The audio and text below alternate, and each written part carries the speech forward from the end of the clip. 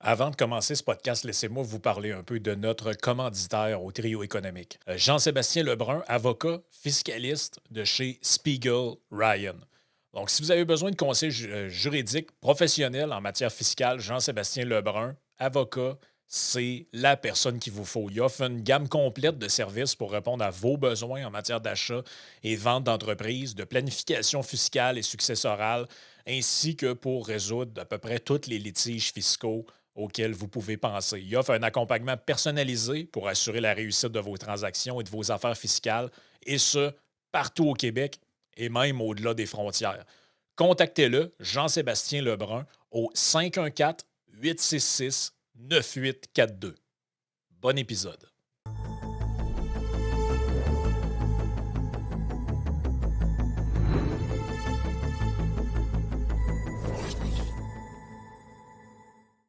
Hey, bienvenue dans le trio économique. Juste avant qu'on commence, n'oubliez pas le tome 2, les leçons du passé d'Antoine Bernier. On va le défocuser un peu pour que ce soit plus beau. Euh, Uniquement disponible sur Amazon. C'est le tome 2, ça veut dire que vous avez déjà lu le tome 1. Hein? Le tome 1, il était bon. Si tu ne l'as pas lu encore, mais Chris, achète-le. OK? Entièrement auto-édité. C'est indépendant. C'est un auditeur du podcast. Il y a des personnages là-dedans qui ressemblent à vos animateurs du podcast. Même quelqu'un, dans le tome 2, qui est tout le temps en train de mélanger ses si et ses raies. Je suppose qu'Antoine n'a pas pogné ça. Mon Dieu, Mais nouveau personnage dans le vite de tome 2 même, qui j'ai apparaît. aucune idée qui ça pourrait concerner. Non, moi non plus. Y a-t-il un personnage qui est toujours en quête de validation dans des messages privés ou ça, il n'est pas encore dedans? En 1925, je pense que les vocaux n'existaient pas. OK. Je viens d'achever bien ça. Ben écoute, avant qu'on passe à autre chose, moi je vais en profiter pour plugger l'autre commanditaire qui est en fait un nouveau commanditaire qui s'appelle InfoBref. Donc, infobref.com, c'est quoi? Je vais même vous le mettre à l'écran. C'est, dans le fond, c'est comme un agrégateur, si tu veux, de nouvelles. Donc, tu t'inscris, infobref.com, /trio, parce qu'il y a des, dans le fond, c'est personnalisé au podcast. Puis chaque matin, tu reçois une genre d'infolette qui te donne genre les 10, à peu près 10 nouvelles importantes de la journée. Puis là, c'est là qu'après ça, tu fais une dépression. Et dans le fond, c'est un truc qui. C'est ça. C'est sélectionné par une équipe de journalistes. Fait que c'est pas genre on vous envoie les 10 premiers articles du Journal de Montréal. Là. C'est vraiment un article. Il y a au-dessus de 30 000 personnes qui sont inscrites. Fait que c'est très simple. Infobref.com, /trio. Tu mets ton prénom puis ton courriel. Puis c'est gratuit. Fait que tu peux t'abonner pour avoir tes nouvelles de la journée. Justement en train de faire ça. Moi, c'est ça, j'étais en train de me dire que j'allais le faire aussi. Là. Fait que, Wow! Hey, bravo pour le placement de produit, les gars. Je suis bon, pareil. Ça a l'air intéressant. Mais c'est bon qu'on ait des nouveaux commanditaires. Je trouve ça triste qu'ils se disent le trio économique, c'est la place que je devrais le faire. Il faut aimer le, Prends-le comme un compliment. Le gars, sérieusement, quand j'y ai parlé pour commanditer, il voulait rien savoir de Yann et Frank. Il trouvait qu'on était comme pas assez intelligent. Fait qu'il a dit non, je vais plus commanditer quelque chose de mieux qu'il est pensé au trio économique. Il avait juste pas compris que même dans le trio, ça allait être moi qui allait faire la pub. Fait que c'est juste bon faut fun. jamais oublier que l'auditeur du trio est une personne qui est très sadomasochiste. Il se dit, écoute, je vais regarder la face à Vincent régulièrement, puis je vais écouter sa voix régulièrement. C'est vraiment un profil de gens qui ont des problèmes et qui nécessiteraient des soins psychiatriques. Oui, on les aime, les auditeurs, mais je doute, I question your sanity. Oui, puis en plus de ça, ils peuvent apprécier tes talents, comment je dirais ça, D'artiste. Marketeur? Tes talents d'artiste, parce que maintenant, ils peuvent, voir tes slides. Fait que, c'est super quoi. C'est notre support visuel pour aujourd'hui. Fait que je vais te laisser mettre la table pour le sujet, Vincent, parce qu'on va parler de culture. Et donc, tu sais, quand Mark Carney il avait entendu le mot culture, il s'était mis à parler de vache à un moment donné, parce qu'il confondait Oh, man. agriculture puis culture. Mais là, c'est pas.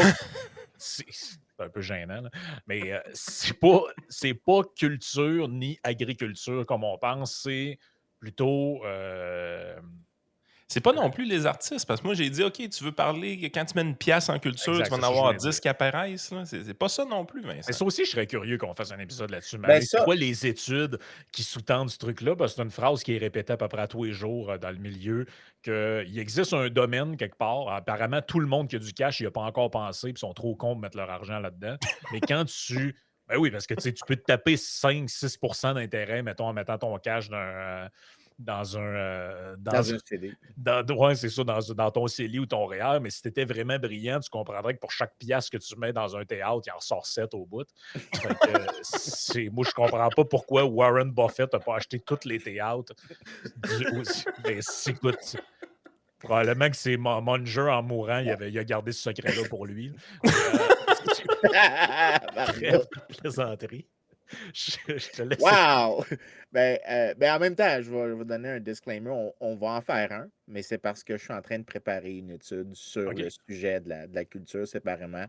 Puis je me suis dit que j'allais en profiter pour creuser bien des affaires dans cette étude-là. Donc, dans les 6 OK, mois, là, là, tu veux te faire bannir du Québec pour vrai. Là. je suis déjà. Hey! Regarde où est-ce que je suis. You don't Hey! fucking care! I don't care. I'm already in Non, c'est ça. Virginia. Tu sais, je veux dire, vous êtes exilé du Québec, mais je suis déjà en exil. Qu'est-ce que tu veux? Ouh, Hey, j'ai de mais la peine. avant qu'on complète l'entrevue puis tout ton trio aujourd'hui, comment tu te sens de voir l'échec de Nordvold puis Daniel Breton sur les réseaux sociaux se faire rappeler un peu la prophétie que tu Moi, je avais? propose qu'on y revienne dans la taverne, ça. OK, non, ça va être meilleur dans la taverne. On le fera dans la taverne. Pour les Ouais, auditeurs ouais, qui ouais. veulent, on va le faire dans la taverne, mais le Too Long Didn't Read, I feel good. Really good about it. I feel really good about this. Mais écoute, le sujet que je vous ai pitché cette semaine, j'ai vraiment délibéré longtemps sur qu'est-ce que je voulais parler parce que j'étais comme rendu à un point où est-ce que le trio, j'aime vraiment qu'est-ce que ça donne, comment est-ce que les gens ont l'air d'aimer ça dans la formule. Puis je me suis dit, dans l'intemporel, on a comme cette belle plateforme-là. Fait que c'est quoi qui est intemporel, mais qui est comme important, puis qui revient dans des conversations de manière récurrente. Puis celui que j'ai vraiment décidé que j'allais faire, c'était l'idée de la culture puis le développement économique. Parce que tu as vraiment, tu vas le voir chez genre Alexandre Cormier-Denis ou chez beaucoup de gens qui parlent de compatibilité culturelle avec l'immigration. Fait que tu vas souvent avoir l'espèce de thème qu'il y a des cultures qui sont pas.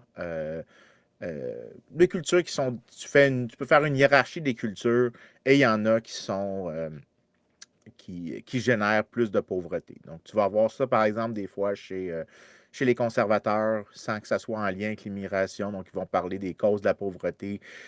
Dans les familles noires aux États-Unis, ils vont dire que c'est pas un problème racial, c'est un problème culturel. Fait que tu vas souvent avoir ça. Puis, euh, toutes ces affaires-là, il y a toujours comme beaucoup de bullshit dans l'univers. Dès qu'il y a pour qu'une bullshit soit un peu plausible, il faut qu'il y ait un once de vérité. Mais généralement, les onces de vérité sont comme pas très bien compris ou sont extrapolés pour aller trop loin. Fait que je me suis dit, écoute, c'est quoi que les économistes disent sur la culture?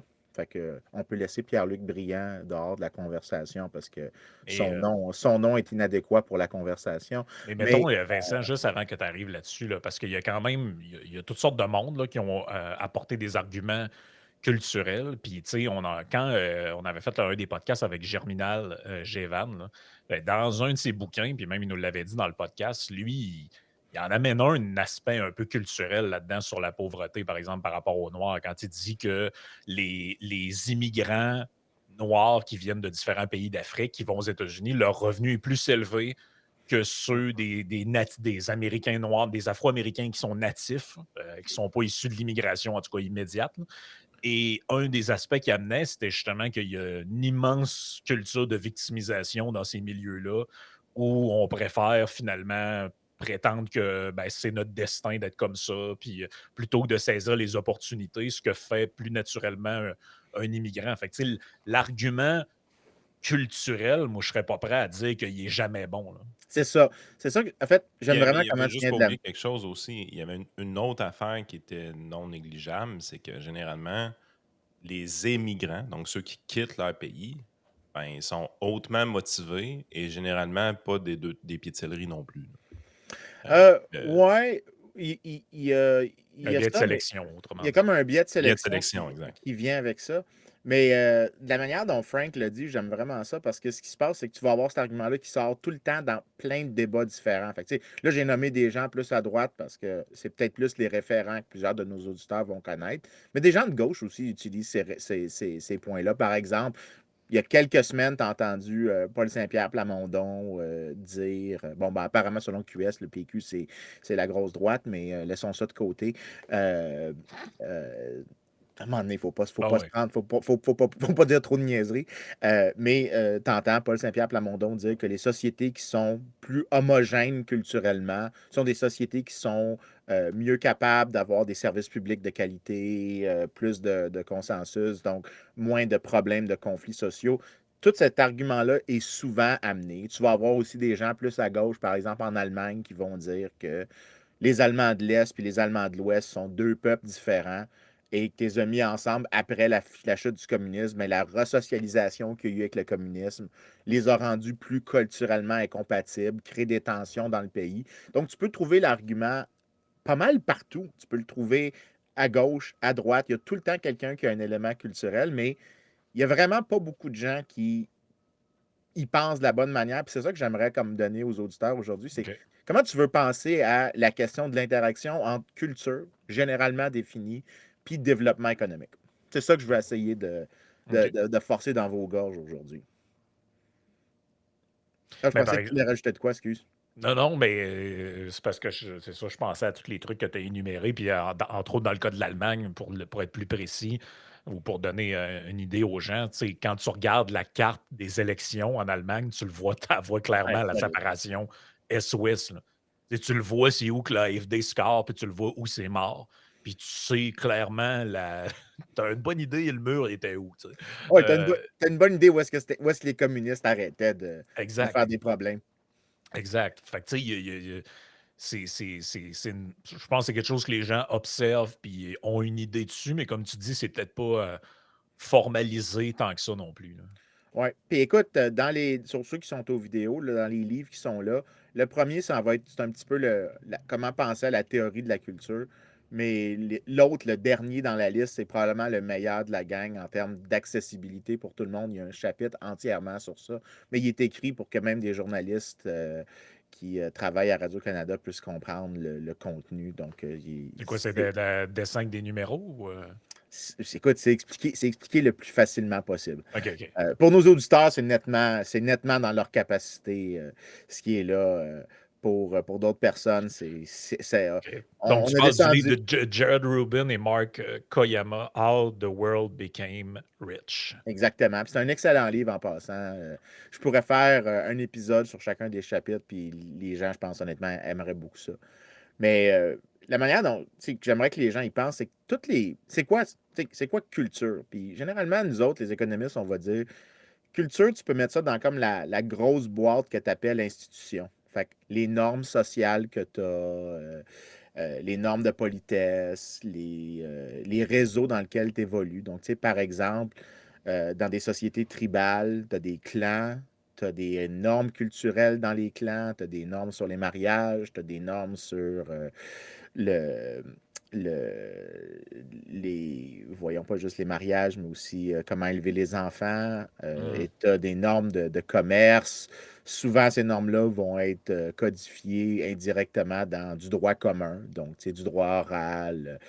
Donc, tu as toutes ces affaires-là qui existent. Puis, la manière que tu devrais y penser, c'est que la seule raison qu'on a des normes, puis là, les anthropologues haïssent ça quand les économistes disent ce que je t'avais de dire, c'est que toutes les normes qu'on a, en gros, c'est C'est pour une créer. vraie science, l'anthropologie. euh, oui, pour moi, c'est juste une déclinaison de l'économie. Si t'es un, si t'es Ah, un- si t'es un bon anthropologue, tu es un économiste. Euh, Donc, oui. Y a-tu beaucoup de bons anthropologues? Ben, c'est Oui, une il y en a. déclinaison de l'histoire aussi, là, mais bon, ça, c'est un autre sujet. Non, je sais Oui. pas, moi, ce que je pensais, c'est que le monde étudiait en anthropologie quand ils voulaient squatter le sous-sol de leurs parents encore 2 3 ans, sans que papa chiale. Ben, je peux. Je rajoute à rien. Euh, je sais pas quoi dire à cette niaiserie-là, mais un bon anthropologue, souvent, fait juste parler différemment de l'économiste, mais il pense comme un économiste. Il comprend dans quelle situation les gens font des choix. Mais en gros, toutes ces normes-là, là, ce que ça a pour objectif, c'est de gérer des problèmes de coopération. Donc, pourquoi est-ce que tu as des normes de réputation? Ben, parce que la réputation permet de gérer le problème que quelqu'un se comporte de manière opportuniste. Puis parce que les gens pourraient se comporter de manière opportuniste, il y a Hum. moins d'échanges. Pourquoi est-ce qu'il y a le sage du village dans plusieurs communautés qui est comme l'arbitre de tous les différends? Ben parce qu'on le voit comme une personne qui a plus de connaissances, qui a comme un répertoire de mœurs et coutumes qu'il connaît avec toutes les traditions qui existent avec ça. Et s'il y a un différend entre deux personnes, il peut agir comme juge. Donc, toutes ces normes-là, c'est des normes qui visent à régler des problèmes de coopération, donc des problèmes liés à l'échange. Puis, il faut que tu t'imagines que toutes les normes que tu as, tu peux les changer à travers le temps, mais ça prend du temps à les changer. Donc, si, mettons, tu as des normes pour un village ou une tribu ou un clan, puis après ça, tu deviens une ville, OK? Puis tu as plus de monde. Bien, les normes que tu avais avant ne fonctionnent plus autant. Et là, est-ce que tu observes un passé qui dure longtemps, en gros? Fait que, c'est ça l'idée, souvent que la bonne manière que les économistes voient pourquoi est-ce que la culture peut avoir un effet, c'est que tu pourras avoir des gros changements économiques, des gros changements de technologie, et il y a des vieilles pratiques qui ont de la difficulté à être modernisées, qui sont Hum. difficiles à changer. Donc, tu vas avoir une sorte de longue ombre de l'histoire. Et aussi, tu peux avoir des institutions, puis là, pour nous, ça va être important, puis Yann va reconnaître ça là-dedans, là. Tout ce qui est jeu à somme nulle. Si, mettons, tu es dans un monde de jeu à somme nulle, les normes que tu vas avoir, ça va être des normes pour gouverner des problèmes de jeu à somme nulle. Mais tu sais, ça veut dire, tu as plus peur de l'attaque, tu as plus peur de la violence de quelqu'un. Puis si, disons, demain matin, tu rentres dans un univers où est-ce qu'il y a plus de croissance économique, mais que tu gardes des normes de conflit, donc des normes de jeu à somme nulle, ben, tu peux avoir plus de tension qui va persister à travers le temps.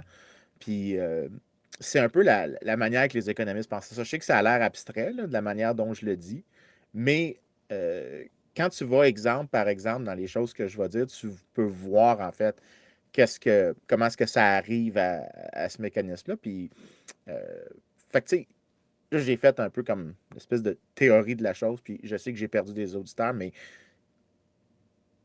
je vais vous donner un paquet d'exemples, vous allez tout parfaitement comprendre. Mais on va dire au moins, tu sais, un exemple de quand la culture compte fuck all. OK? L'argument de la culture, c'est souvent que les gens vont dire que c'est le contenu de la culture qui compte. Fait que là, ils vont dire, par exemple, puis là, Frank va connaître la référence, peut-être une couple d'auditeurs, mais l'éthique protestante. Ouais. Les protestants sont meilleurs que les catholiques. Puis ça, c'est pas parce que il y a quelque chose d'autre, c'est parce que le contenu de la Bible ou le contenu de ce que le prêtre dit fait des meilleures personnes, puis ça fait des meilleures institutions. Mais non, c'est juste qu'eux autres, ils baisaient, puis les catholiques, ils baisaient pas les prêtres. Euh, Ben, ça, il y a un Ils ont argument à l'esprit faire plus sur clair. est-ce que ça fait un meilleur preacher, oui ou non. Ça, c'est un vrai débat. Mais ça, ben, écoute, je ne sais pas quoi rajouter au point de Yann, mais l'argument, puis ça, tu vas le voir surtout, genre, chez Alexandre Cormier-Denis, puis d'autres personnes, ils vont dire que c'est le contenu de la culture qui est importante, pas la finalité qui est servie. Fait que tu vas avoir souvent des variantes de l'éthique protestante. Tu vas l'avoir en contrepartie où ils vont dire c'est comme la culture musulmane ne peut pas générer de la croissance parce que comment est-ce qu'on leur enseigne certaines choses, X ou Y. Mais puis là, c'est pour ça que. Mais par contre, quand tu regardes ces espèces d'idées-là, que c'est le contenu, ça explique fuck all. Fait que, tu sais, le meilleur exemple, c'est un des articles que- Il y en a deux, en fait, qui sont vraiment bons là-dessus. Le premier, c'est est-ce que les protestants, c'est parce que ce qu'il y a dans la Bible qui est meilleur, ou est-ce que ce que les protestants disent aux gens, il faut que tu lises la Bible? Mais pour lire la Bible, il faut que tu ailles à l'école. Si tu vas à l'école, tu sais lire. Bien, juste à cause de ça, quand tu regardes si tu tiens compte de l'éducation, par exemple, ben, c'est pas le contenu de la Bible, c'est pas le contenu de l'éthique protestante.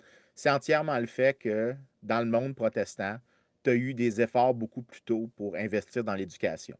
Donc, c'est pas tant le contenu de la culture qui est importante, mais le- les prêtres protestants, comme ils étaient en conflit avec l'Église catholique, la manière de solidifier leur autorité comme groupe religieux, c'était d'attaquer les catholiques. Attaquer les catholiques, tu le faisais en encourageant la lecture de la Bible. Pour encourager la lecture de la Bible, tu encourageais l'accumulation de capital humain, donc de savoir lire et écrire. Fait qu'eux autres, ils ont gossé sur le latin moins longtemps, mettons. Exactement. Donc, Tu as eu le même genre de rhétorique aussi. C'était très présent au Québec, là. Si tu parles à des gens plus vieux, ils vont te dire, parce que une personne que j'ai en tête particulièrement, mettons, ses parents étaient athées, t'allais pas dire ça, là. Parce que, genre, tu peux pas être un bon citoyen si t'es athée. Tu sais. Aujourd'hui, ça paraît absurde de dire un truc de même, parce qu'il y a, je sais pas, la moitié. Aujourd'hui, c'est si t'es cisgenre, tu peux pas être un bon citoyen. Ouais, mais c'est ça. Ouais, c'est ça.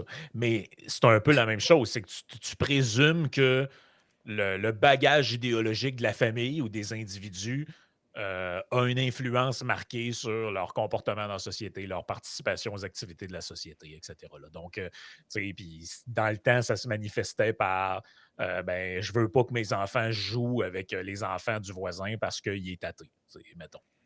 Mais c'est une variante. Que tu fasses ça entre protestant ou entre catholique ou athée, tu sais, c'est un peu la même chose au final.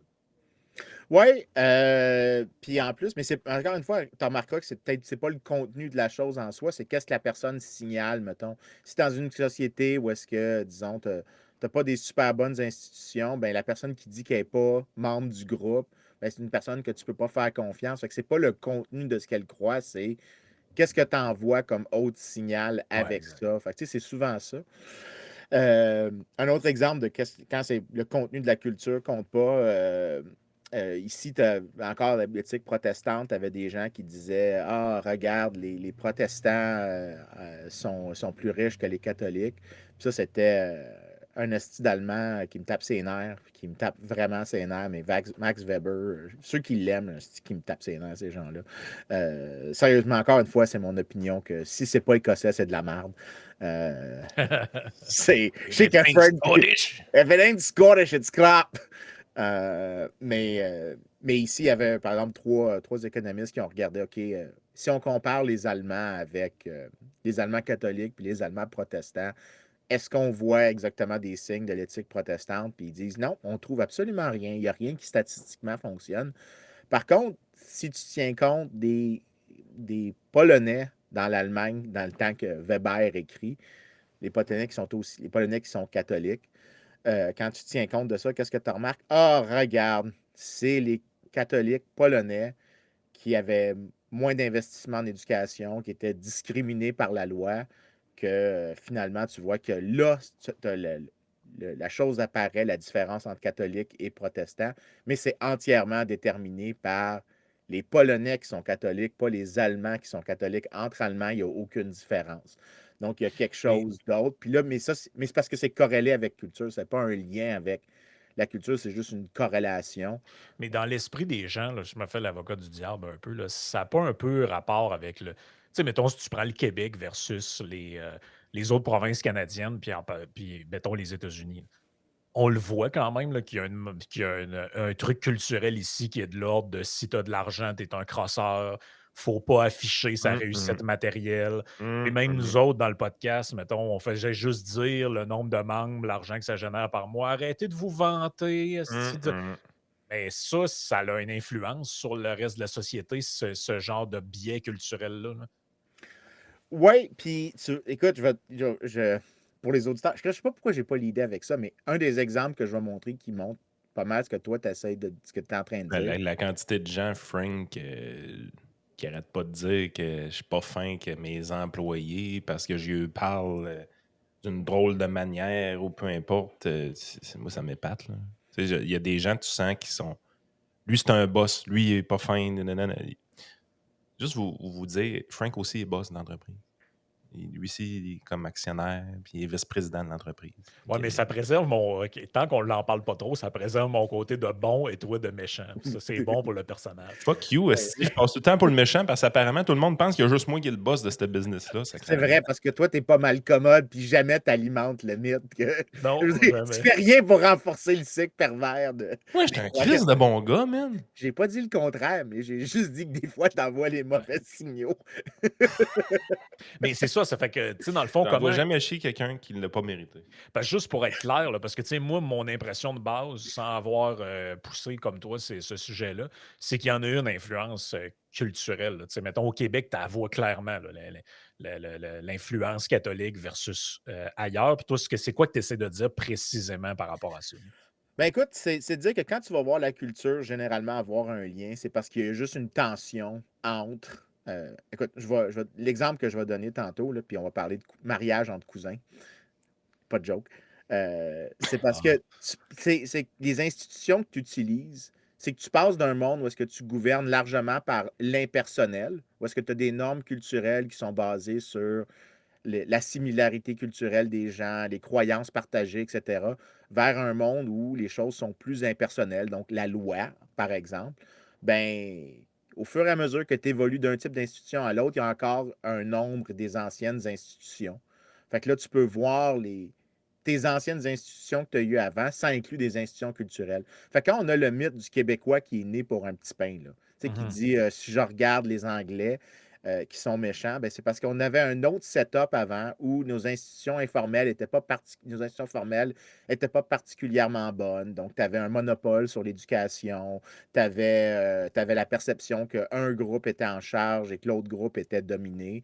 Donc, on a développé des normes informelles pour filtrer parmi les francophones ceux qui étaient les bons francophones, ceux qui participaient à la survie du groupe francophone, donc la survivance, et ceux qui étaient des lâches ou des traîtres, ceux qui voulaient apprendre l'anglais, ceux qui se déplaçaient vers l'autre groupe. Donc, on a Les envoyé des. boss. Ben, c'est ça, mais l'idée des porteurs d'eau, c'est que OK. tu t'es passé d'un mode où est-ce que les gens gouvernaient un certain type d'échange avec des normes culturelles.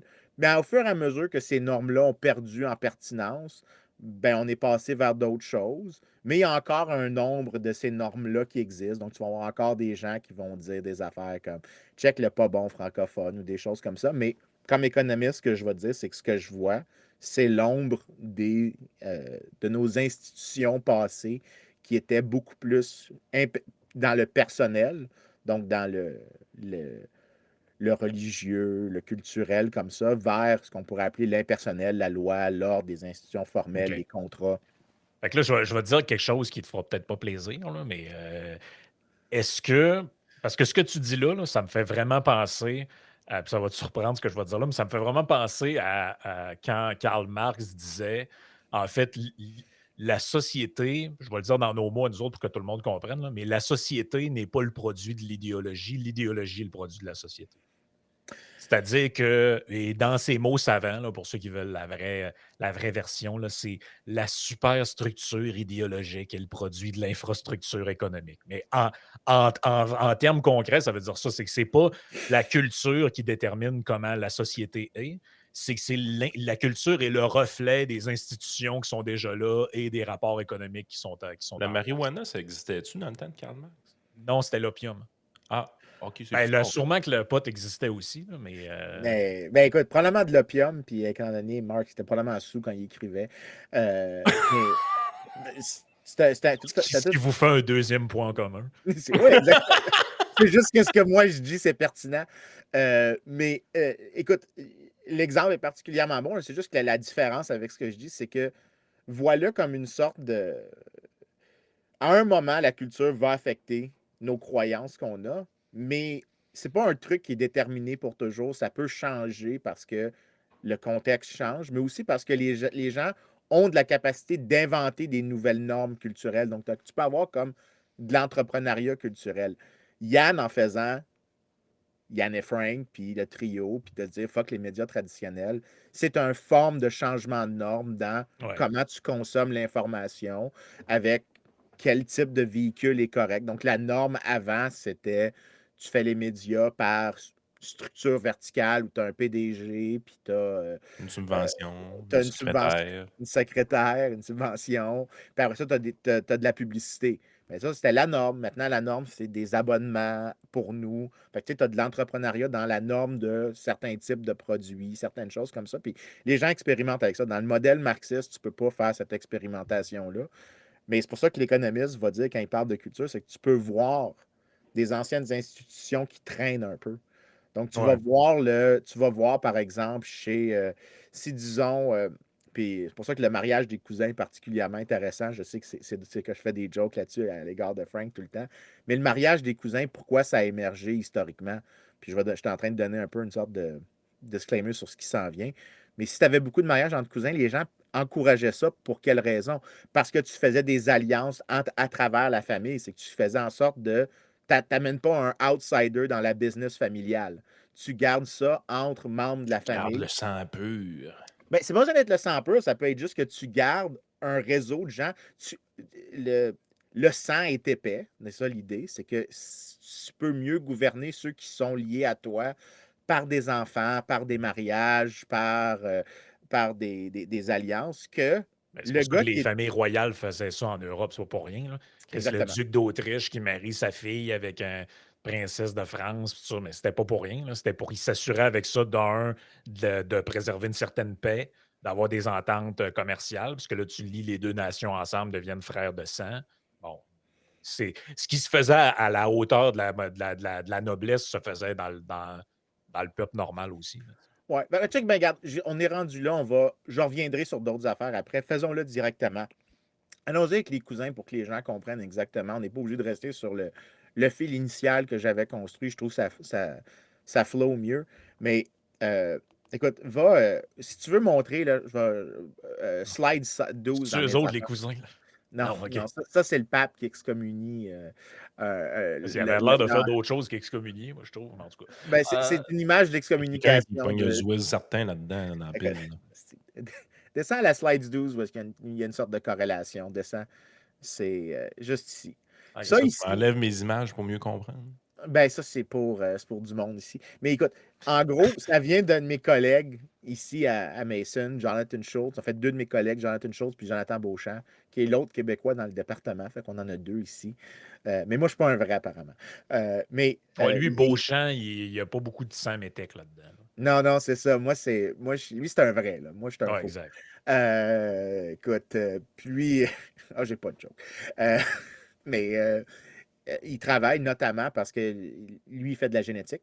OK. Et il regarde la proportion de similarité génétique que les gens ont, notamment par se marier entre cousins. Et ce que tu vois, c'est encore aujourd'hui que tu as une relation très forte entre les sociétés où le mariage entre cousins est toujours permis et le niveau de développement économique. Et ce qu'ils regardent, en fait, c'est qu'ils ont regardé après ça, OK, quelle place ont interdit les mariages entre cousins plutôt que d'autres? Et est-ce qu'on voit une relation entre le développement économique et à quelle vitesse tu interdit le mariage entre cousins? Là, ça a l'air que je fais du bashing contre le Saguenay. Fait que j'ai passé mon petit commentaire sur Frank, Saguenay puis le lac. Là.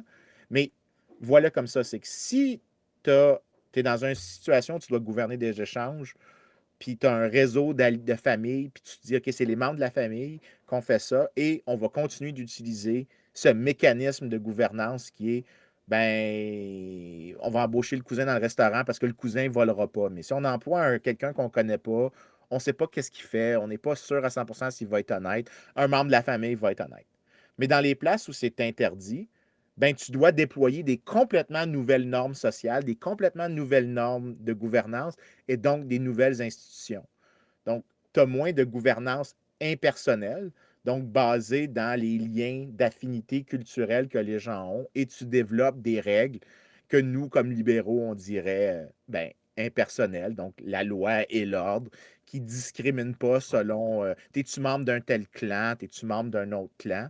Et ce que tu vois, c'est que ben, dans les sociétés où tu as aboli le mariage entre cousins plus tôt, tu as eu une émergence plus rapide de choses comme les parlements, le droit commun, l'État séculaire, la division des pouvoirs, moins de Maladie distinction. génétique. Ça aussi. Mais, Les rumeurs. mais en gros, le lien, c'est que tu vois que ce que tu utilises ici, c'est que tu utilises l'abolition du mariage entre cousins pour expliquer l'émergence d'un autre type d'institution, des institutions qu'on connaît maintenant au Québec, qui sont des institutions non basées sur le clan. Alors que tu vas dans d'autres sociétés, puis check la carte qui vient dans deux slides après, excuse-moi, juste pour montrer, là, les gens, vous allez tous voir exactement où est-ce que tout je m'en allais depuis tantôt. Ça, c'est la prévalence et la légalité des mariages entre cousins. Où est-ce que c'est vert, c'est pas légal de marier ton cousin ou il n'y a personne qui le fait anyways. Où est-ce que c'est rouge, il y a plus que 10% de la population qui a des liens de mariage par cousin. Est-ce que, si vous regardez la carte, vous pensez qu'il y a une corrélation entre niveau de revenu, qualité des institutions et entre qualité des institutions et mariage entre cousins? Ben là, en tout cas, à brûle pour point, je pense que tu pourrais mettre la carte de la pauvreté sur Terre, puis c'est pas mal la même. Là. Exactement. Puis c'est pas parce que c'est le mariage entre cousins qui cause la pauvreté, c'est parce que ce que tu gardes dans ces sociétés-là, c'est des échanges qui sont gouvernés par des liens personnels entre les gens, mais qui Ce que sont tu dis, pas c'est que faits. l'alternative aux États libéraux, démocrates, solides, c'est des mœurs et coutumes familiales de ce type-là. Oui, en fait, c'est une alternative à des institutions que nous, on connaît au Québec, mais qui sont de bien moindre qualité si l'objectif, c'est de soutenir un niveau d'échange gigantesque. C'est pas qu'en soi, elles sont mauvaises, parce qu'originellement, ces institutions-là, quand ils ont émergé, ils servaient une raison. Ouais, ouais. Par exemple, dans le monde musulman au 13e, 14e siècle, tu avais ça à beaucoup de places, c'était les marchands maghrébins juifs et eux, c'était des gens de la même, pas de la même famille, mais d'un même clan. Et ils se ressemblaient beaucoup, ils se connaissaient. Il y avait des mariages entre cousins, soyons honnêtes. Mais le but de ça, c'est parce que tu pouvais dire, ben si je suis un marchand à Barcelone et j'ai un autre marchand à Aleppo, ben comment est-ce que je fais pour m'assurer de l'honnêteté entre les deux personnes? Ben, si tu ne connais pas la personne dans l'autre ville, tu ne peux pas faire grand-chose. Mais si c'est un membre de ta famille, ben, tu le connais un peu mieux. Mais en plus, comme tous les membres du network, du réseau, c'est tous des membres de la même famille, s'il y en a un qui triche, tous les autres vont le punir aussi. Fait que ça crée une sorte de stabilité aux échanges. Donc, tu vois que historiquement, ces affaires-là émergent parce que ça a une utilité, c'est pas inutile en soi, mais Je suis en train de lire votre livre que vous parlez souvent, là, Utopie, démocratie. Non, Utopie, quelque chose. En tout cas, celui que Anarchy je parle, State là, le jaune, Utopia orange, rouge, la couverture. Là. de Nozick. Mhm. Quand même, comme je l'ai déjà dit, un peu tough à lire pour vrai, mais c'est fou parce qu'il dit. Je suis dans le coin où est-ce qu'il parle de l'émergence de l'État, justement, qui sort justement de ces besoins-là de punir et de sanctionner et d'implanter des règles et tout ça. Mais tu sais, dans nos sociétés modernes, on oublie que la base, justement, l'émergence de l'État, c'est qu'on passe de systèmes qui sont des clans, des familles, des trucs comme ça, des manières de se gouverner dans un petit groupe d'individus à des méthodes de gouverner des grands groupes d'individus. Mais pour arriver à un État, justement, ben, la nécessité d'avoir un État, c'était d'abord et avant tout la punition des actes criminels slash arbitrage entre des différents conflits marchands. Là. Puis c'est un peu ça qui est à la base de plusieurs sociétés quand même, là, cette nécessité-là d'arbitrage. Oui, puis écoute, mais c'est là que c'est difficile de. Parce qu'il faut que tu penses que chaque fois qu'on a une règle, là, la règle, que ça soit un truc Elle est imparfaite. est bonne pour le contexte dans lequel tu es. Fait que, tu sais, mettons que on est dans un village de 35 personnes, tu ne développes pas une bureaucratie qui a besoin de 35 employés. Tu as un village elder, il y a des normes, puis les normes, c'est à toutes les fois qu'il y a une pluie, vous pouvez aller le voir pour faire un jugement, il va régler votre différend, puis ça suffit, puis la mémoire dans laquelle lui a d'avoir vécu tout ça, c'est suffisant.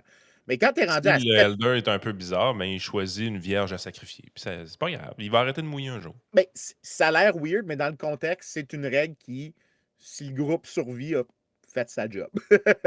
Mais si tu es dans un contexte, disons, de 10 000 personnes, ben ça ne marche plus. Fait que tu développes une nouvelle norme.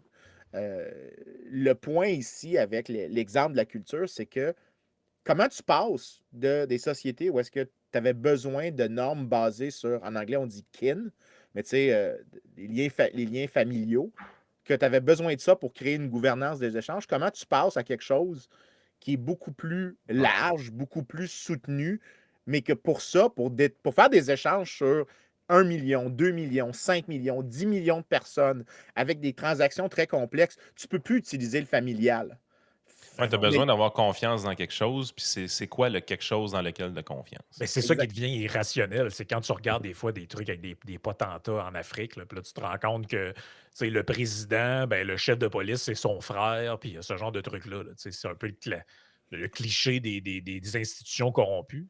Ben, c'est que tu dis, en fait, à l'échelle individuelle, c'est logique de faire des choses qui, à l'échelle globale, deviennent absurdes. Là. Tu sais, si Vincent, il a un problème de plomberie chez lui et un très bon ami proche lui dit: Ah, mais Vincent, mon frère est plombier, il va venir voir chez vous. Ben, c'est logique de faire confiance au frère de ton ami très proche. À l'échelle du gouvernement, dire ben, mon frère est plombier, je vais lui donner le contrat pour de refaire la ville de Montréal, c'est pas un comportement logique de faire ça. C'est absurde. Ça s'appelle la corruption, tu sais, jusqu'à une certaine limite. Mais à l'échelle individuelle, c'est totalement C'est tout à normal comme comportement. Oui, puis le problème, puis c'est là que la Ouais, culture devient vraiment très importante, c'est que les éléments culturels peuvent vouloir résister le changement à un nouveau set d'institutions qui serait clairement meilleur. Donc, ça serait probablement très meilleur d'avoir un système de registre avec des droits de propriété établis, avec des fonctionnaires indépendants qui ne sont pas membres de la famille. Mais Chris, tous les gens de l'appareil de l'État, quand c'est tous des frères puis des cousins, ils vont résister à la réforme. Ben oui. Fait que tu peux pas. Fait que là, de la passer. casta politica. Mais ça peut être aussi la famille politique. D'ailleurs, on le dit encore, political families. Mhm. L'origine de la chose souligne souvent que les familles politiques avaient aussi des liens familiaux. Donc, par exemple, les Tories en Angleterre, qu'est-ce qu'ils avaient? Ils étaient souvent des propriétaires terriens, c'était des aristocrates, et souvent, ils se mariaient entre eux. C'était un groupe cohérent et ils résistaient des réformes, comme par exemple l'ouverture au commerce international, l'élimination des tarifs. Tu avais souvent des tensions comme ça, mais les familles politiques te disent que souvent, tu as un lien qui peut causer que des trucs culturels qui étaient là il y a 100, 200 ans, des aristocrates, mettons, qui se marient entre eux autres, ben, ils vont résister des meilleures institutions qui pourraient gouverner des échanges beaucoup plus vastes, puis gouverner des contextes plus complexes. Mais là, la culture, c'est là que tu vois l'ombre de la culture. C'est que Fait la que c'est là que tu culture, sors la guillotine, puis Marie-Antoinette capote. ben, c'est là que tu trouves des trucs weird, comme par exemple, en Allemagne, tu avais énormément de problèmes comme ça jusqu'à la fin de la Deuxième Guerre mondiale. Et une des hypothèses sur pourquoi l'Allemagne a eu une croissance exceptionnelle après la Deuxième Guerre mondiale, c'est que la guerre a complètement éliminé tous ces liens-là qui existaient autour des groupes d'intérêt qui existaient, qui gardaient des vieilles pratiques culturelles basées sur la hiérarchisation, donc les von quelque chose. Donc, si tu avais un von, tu étais comme Un de, aristocrate. t'étais de quelque chose. Ouais, ben comme tu as en France aussi. Là, un nom à Exact, particules, tu as plus un de nom en chances de particulier. passer dans certains médias que. Exactement, mais à cause que ben, la plupart ils ont mangé une balle dans la tête, OK, fondamentalement, ou il y en a quelques-uns qui ont fini au bout d'un crochet à viande. Puis c'est pas une joke, c'est comme ça qu'ils pendaient. Euh, Meat hooks. Mais comme ce groupe-là a disparu, toutes les normes culturelles qui résistaient à des changements institutionnels ont aussi disparu. Donc, l'Allemagne a comme parti avec un blank slate. Ça ne veut pas dire que je suis en train de dire que la guerre, c'est bon, mais c'est là que tu as comme des exemples de Ah, regarde, tu vois comment est-ce que la culture joue dans le jeu. C'est que c'est pas tant le contenu culturel qui est important que comment la culture interagit avec les institutions. Soit des fois en encourageant des bonnes institutions qui sont pro-échange, qui Hmm. encouragent le respect des autres, la protection des minorités. Tu peux avoir ça, mais tu peux avoir aussi des interactions qui sont complètement accidentelles. Puis là, j'ai d'autres exemples que je peux passer.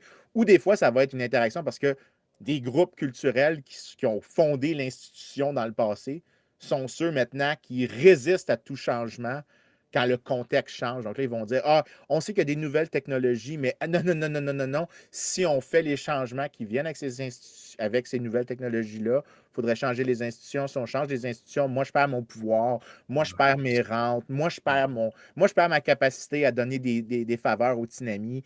Donc, je ne veux pas faire les réformes. Donc, je vais Ben, comme résister. une des choses qui est caractéristique, par exemple, de nos économies occidentales, c'est relativement facile de transférer les droits de propriété d'une entreprise à sa succession. Mais il y a dans certaines religions que c'est très difficile de faire ça. C'est relativement facile dans une économie occidentale d'emprunter de l'argent. Dans certaines religions, c'est plus difficile. Ben, ça peut avoir un impact économique à des endroits dans le monde quand on a de la difficulté à utiliser ces outils financiers-là, tandis que le monde moderne l'utilise. Ça, c'était dans ma tête, ça peut être un frein. Mais c'est l'affaire, c'est que tu peux émigrer puis arriver dans un pays que ces institutions-là sont déjà installées, puis tu utilises les mêmes institutions que les autres, puis là, à ce moment-là, ton lieu d'origine ou la religion que tu avais n'a plus d'impact parce que tu utilises quand même ces institutions-là. Ben, tu vois, si je suis content que tu utilises cet exemple-là, ça me fait tellement plaisir. Parce que ça explique des choses vraiment weird que des gens comme, par exemple, Alexandre Cormier-Denis ou d'autres comme Frédéric Lacroix, là, parce que je l'ai vu dire ça récemment sur X, mais vu.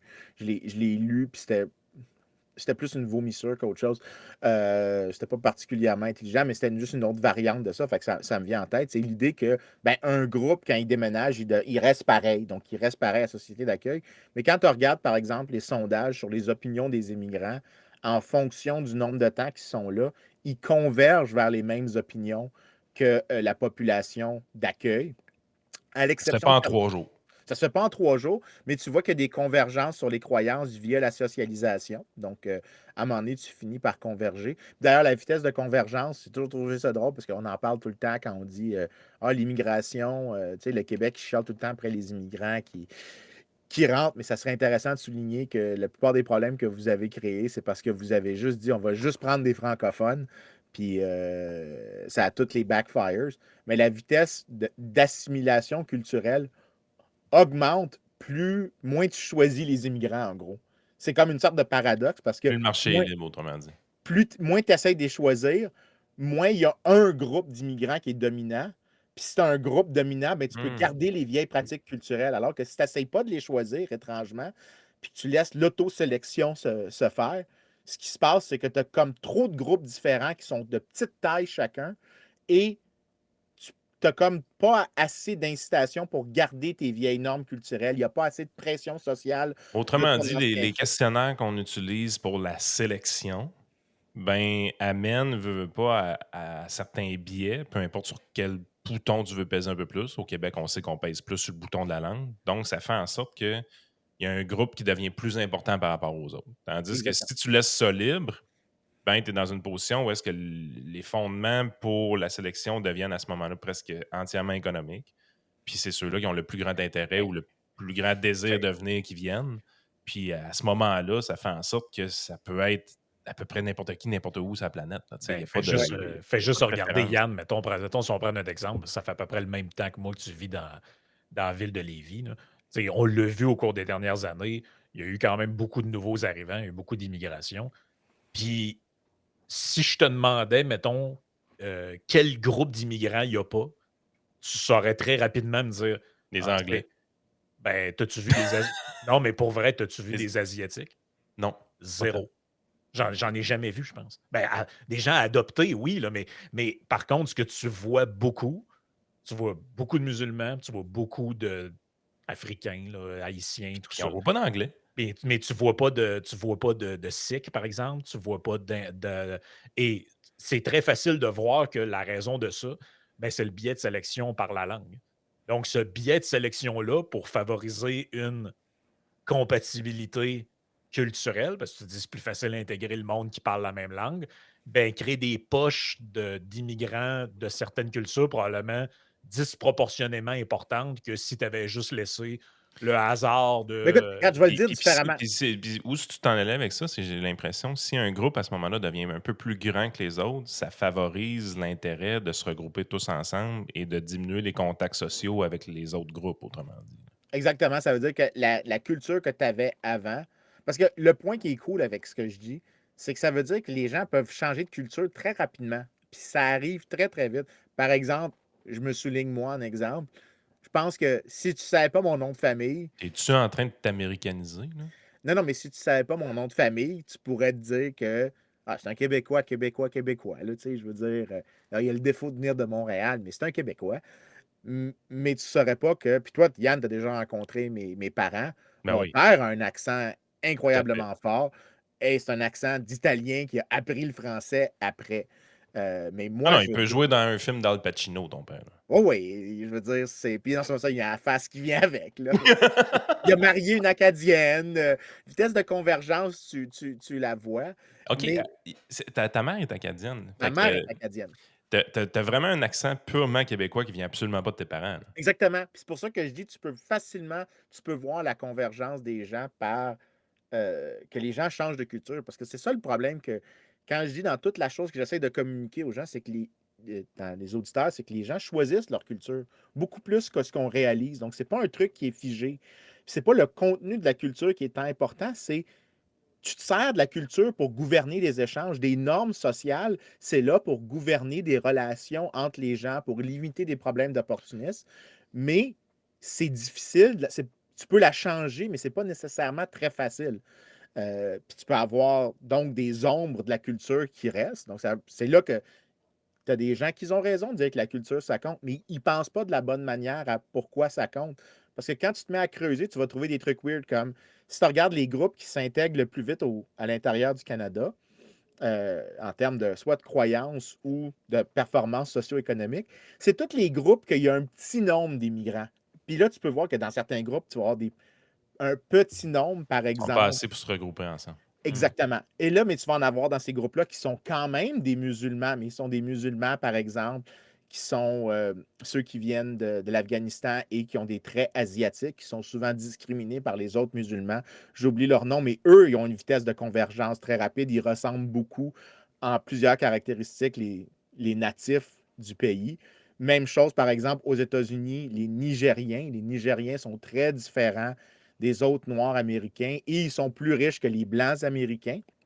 Donc, tu vois souvent que les petits groupes changent rapidement pour se conformer vers le climat ambiant de leur pays d'accueil. Et la façon d'avoir des petits groupes, c'est d'enlever les formulaires de sélection. Oui, étrangement, là, puis en fait, tu peux le remplacer par le plan Geloso, qui est le prix à l'immigration. C'est que là, tu fais une sélection sur un critère qui est pas culturel. C'est un critère où est-ce que tu dis c'est selon ceux qui veulent vraiment s'intégrer. Donc, le prix sur l'immigration fait ça. Et en fait, quand moi j'ai pensé à comment l'adapter au Québec et au Canada, j'avais toute la littérature que je vous parle en tête Puis, ici sur comment faire Frank, l'intégration. on parle un peu de ça. Frank, je me rappelle pas si dans le podcast ou hors d'onde, on en parle, mais peu importe. Euh, il dit on a fait un peu la même chose que ton plan, mais d'une manière indirecte. Mais en bout de ligne, tu sais, je lui donnais raison quand il l'a dit, cet argument-là, en disant, par exemple, avec les cégeps puis les universités qui, avec des très gros frais de scolarité, font venir beaucoup de gens avec des visas étrangers, des visas étudiants. Mais le bug que j'ai avec ça, tu sais, puis Frank, ce qu'il disait, c'était vrai, là, mais je veux dire, ça amène qu'on met comme un prix quand même sur l'immigration. C'est genre, tu vas avoir un visa étudiant si tu es prêt à payer 20 000 pour aller à tel cégep ou à telle université ou peu importe. Mais le bug que ça a, c'est que nos universités et nos cégeps sont francophones. Fait que naturellement, ça fait en sorte qu'on a fait venir par visa étudiant que des francophones ou presque. Mais c'est notre façon un peu d'avoir le plan Geloso. Mais si on appliquait le vrai plan Geloso, où est-ce que quelqu'un qui parle espagnol, quelqu'un qui parle anglais, quelqu'un qui parle allemand pourrait venir aussi en payant son prix, ben là, on aurait quand même encore plus de diversité dans les gens qui viendraient s'établir chez nous. Oui, ben moi, Exactement. le point que je faisais, juste pour rappeler, parce que les gens qui vont nous écouter sur Patreon, ben, c'était en début de semaine que j'ai dit ça, puis les autres, ça fait vraiment longtemps qu'ils l'ont peut-être oublié, mais ce que je disais, c'est que le fait de mettre un prix sur l'immigration de manière générale, ben là, si on le faisait de manière détournée, donc, au lieu de le faire directement, on le faisait indirectement, l'effet négatif que ça avait, c'est que ça donnait une incitation perverse aux établissements d'enseignement de choisir des gens, même s'ils n'ont pas le niveau pour être à l'école, pour avoir le cash. Exactement. Fait que, tu sais, Fait que, c'est mieux t'es mieux de le faire upfront. générique, upfront, plutôt que de même, parce que là, si tu le fais de Exact. même, ben là, tu viens de donner comme une raison qui est propre à celle de l'établissement de se comporter ainsi. Fait que là, elle, son but, c'est pas de choisir du monde. Ça te fait du cash. Pour choisir du monde, c'est de dire, OK, là, j'ai une source de revenus presque intarissable, puis même, à la limite, c'est pas vraiment un vrai diplôme, cette affaire-là, mais moi, ça m'arrange, j'ai un 25 000 qui rentre pareil. Fait que, tu sais, en fait, c'est le même, un peu le même débat que les. Tu sais, est-ce que tu dois contingenter ou pas, par exemple? Parce que si tu contingentes pas, ben là, est-ce que ça va faire en sorte que les universités ont l'intérêt à admettre tout, n'importe qui, finalement, même s'ils n'ont absolument pas le niveau pour étudier là-dedans, là? Ouais, puis écoute, il y a une autre chose que là, je vais devoir comme couper cette conversation-là, parce que je veux quand même livrer un Ouais, autre ouais. point qui est important. C'est que tantôt, ce que j'essayais de dire au début, puis je pense pas que je le disais aussi bien on est en train de le dire maintenant, donc la discussion a comme été meilleure que le plan que j'avais dans ma tête quand je l'avais écrit. Fait que preuve que on n'est pas si cave que ça, hein, gang. Euh, C'est juste des apparences. c'est juste des apparences qu'on est cave. Mais le point que j'essayais de dire, ce que je voulais commencer avec, c'était que c'est pas le contenu culturel qui est important en soi. Parce que le contenu peut changer selon le contexte, puis c'est. Il faut que tu regardes genre plus le contexte que le contenu. Puis le meilleur exemple, c'est que là, c'est que tu vas avoir tous les gens, puis là, ça, je pense vraiment à Alexandre Cormier-Denis, puis cette gang-là, qui vont dire, regarde, c'est le monde blanc, anglo-saxon, francophone qui ont développé les institutions qui ont mené à la richesse. Fait que tu vas avoir souvent, par exemple aussi dans le monde anglophone, ils vont dire le Anglo-Saxon world. Fait que là, ils vont comme disser un peu la France, l'Espagne puis l'Italie. Euh, mais la question qui est comme derrière, c'est ben, il y a quand même une crise de bonne question, là. Pourquoi les premières grandes dévolutions du pouvoir, là, que le roi devient un monarque constitutionnel qui délègue à un parlement, pourquoi c'est les places anglophones qui font ça? Pourquoi les parlements locaux, c'est en Allemagne que tu les vois plus, puis que tu vois les divisions du pouvoir apparaître, pas dans le monde catholique, mais dans le monde protestant? Il y a quand même quelque chose là, tu vois qu'il y a un lien de culture vers institution. Mhm. Puis c'est là le livre l'autre livre que je recommandais de Jared Rubin, c'est Rulers, Religion and Riches. Why the West Got Rich and the Middle East Did Not. Parce que là, en gros, tu es en train de dire ben, pourquoi on a ces institutions dans le monde occidental, mais le point est vraiment cool dans son livre. Moi, quand je l'ai lu, je tripais. C'est qu'il dit que quand tu as les premières révolutions de la Réformation, ben, avant, tous les rois ou les barons locaux avaient une légitimité religieuse parce qu'ils disaient le Vatican m'a reconnu comme membre de l'Église, etc., etc. Donc, souvent, le pape, même des fois, agissait comme intermédiaire pour arrêter des conflits. Mais là, imagine maintenant que tu es excommunié. Si tu es excommunié, tous les catholiques peuvent t'attaquer. Fait que là, maintenant, ce que tu as, c'est que sans légitimité, comment tu fais pour asseoir ta légitimité comme dirigeant? Ben, les endroits qui ont été protestants ont été plus vite vers des parlements. Donc, ils ont commencé à dire, ben, pour donner de la légitimité à mon pouvoir, je vais faire l'ajout du Parlement pour pas qu'il y ait des rebelles dans la population, pour pas que les catholiques essayent de me déposer. Donc, on utilise, tu vois dans ces sociétés-là une expérimentation institutionnelle pour justement que les dirigeants conservent le pouvoir. Mais la seule manière qu'ils le conservent, c'est justement en introduisant, maintenant que le Vatican n'est plus disponible, ben, il faut que tu utilises les parlements. Donc là, ce que tu vois, c'est que tu as une émergence, en fait, du Parlement de ce qu'on pourrait amener la Magna Carta, mais plus, donc les additions qui sont faites autour de celle-ci. Pourquoi on les voit dans le monde anglo-saxon?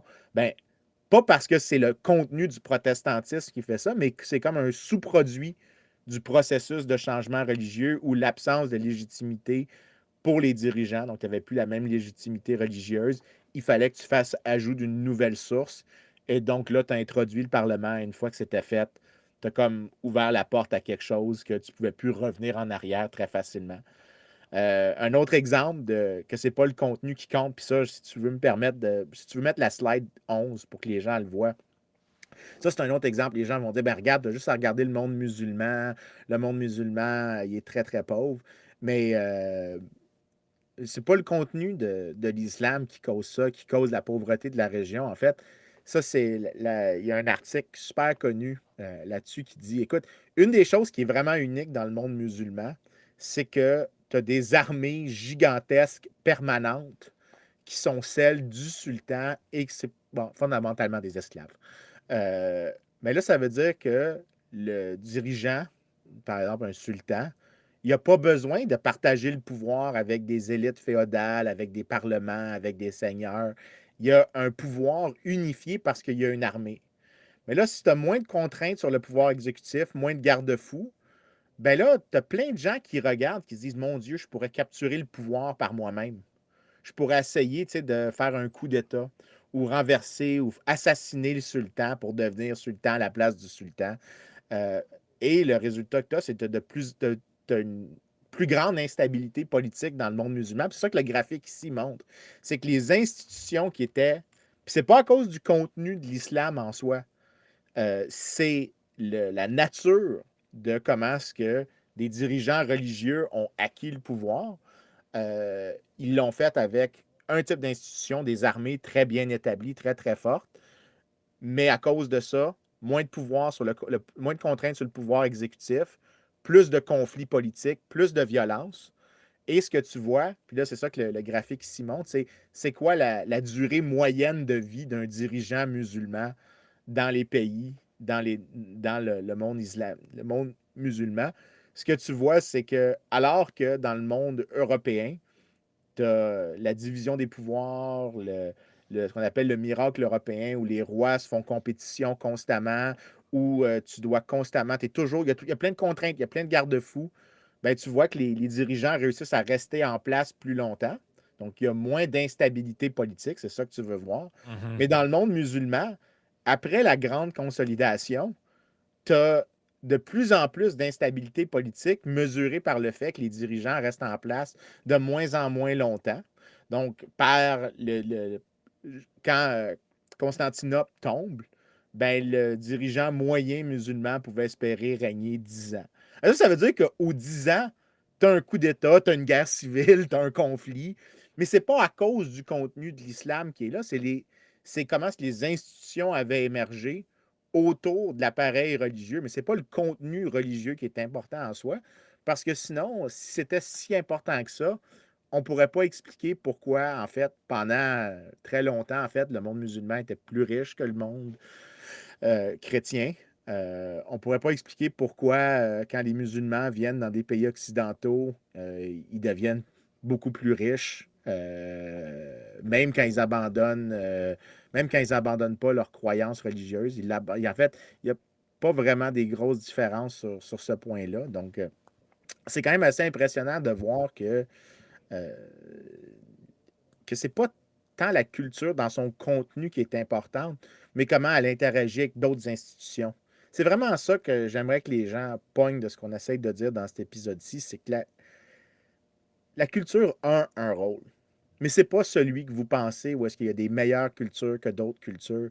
C'est pas vraiment une bonne manière de penser parce que tu vas expliquer absolument rien avec ça. Ce qui est plus intéressant, c'est comment est-ce que la culture laisse des impressions à travers le temps, comment est-ce qu'elle peut causer elle peut causer des changements à des résistances à des meilleures institutions, peut même encourager des fois des meilleures institutions. Donc, par exemple, le cas des protestants, je pense que ça encourageait des meilleures institutions, mais ce n'est pas le contenu culturel en soi qui est si important. Peut-être ça compte un petit peu ici et là, mais dans l'ensemble, ça explique presque fuck all. C'est ça que j'essaye de dire de cet épisode-ci. Parfait, on Écoute, s'en va à la taverne. ouais, je pense qu'on est prêt on est prêt pour D'accord. s'en déboucher une, hein, puis aller dans la taverne. Fait que si vous voulez suivre le reste de la conversation, abonnez-vous au Patreon, chers amis, le patreon.com/i Sénéchal, ou vous cherchez Yann et Frank sur Patreon.